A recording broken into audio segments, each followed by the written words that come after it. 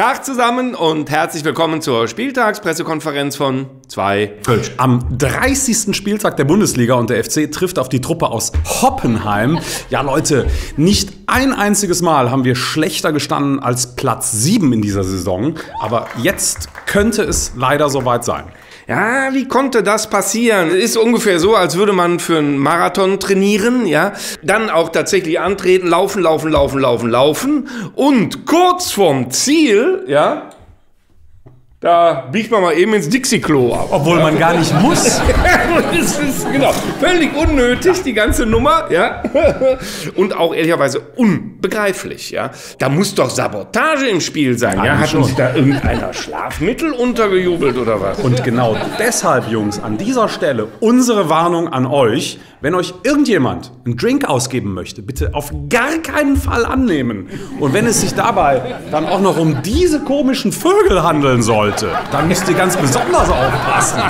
Ja, also dieser Vogel da zur Linken mit dem Einhaar-Mittelscheitel, ja, der hat unbegrenzten Zugriff auf alle Schlafmittel dieser Welt, ja, und auch auf so Zeug, was zu Realitätsverlust führt. Ja, ja, das nimmt er aber selber natürlich auch, ne? Das weißt du schon, ne? Ja, also völlig auf jeden Fall. So, und der andere, der kann natürlich jedes System sofort zum Absturz bringen mit seiner komischen SAP-Klitsche. Und Kohle hat er auch genug. Deswegen von diesen beiden auf gar keinen Fall irgendwas annehmen. Nee, das Einzige, was ihr jetzt nehmen müsst, liebe Jungs, liebe Spieler, ja, das haben wir euch nochmal auf das Shirt geschrieben, damit es auf gar keinen Fall vergessen wird. Und da steht drauf, achte mal drauf, Gras fressen.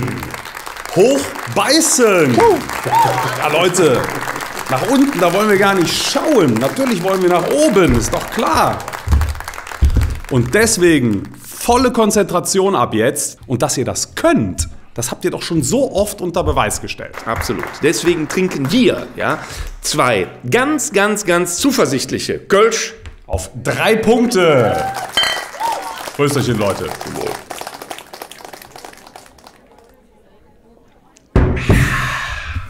Ja, eine Sache wollen wir euch natürlich auch noch zeigen. Ach ja.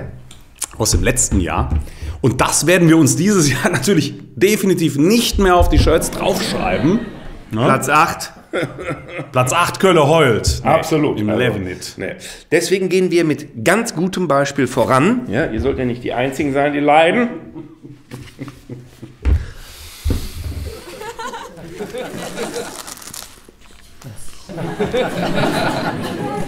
Schmeckt scheiße, aber hilft. Mensch, hilft. Alles für die 3 Punkte. Kölsch wäre mir lieber, ne? Aber. Also, Gras fressen, Jungs.